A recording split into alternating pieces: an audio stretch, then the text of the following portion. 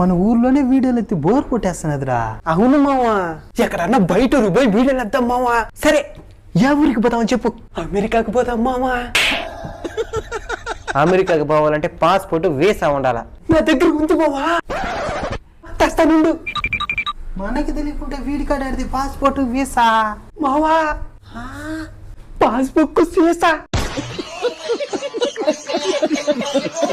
Passport కి passbook కి తేడా తెల్లా, వీసాకి సీసాకి తేడా తెల్లా.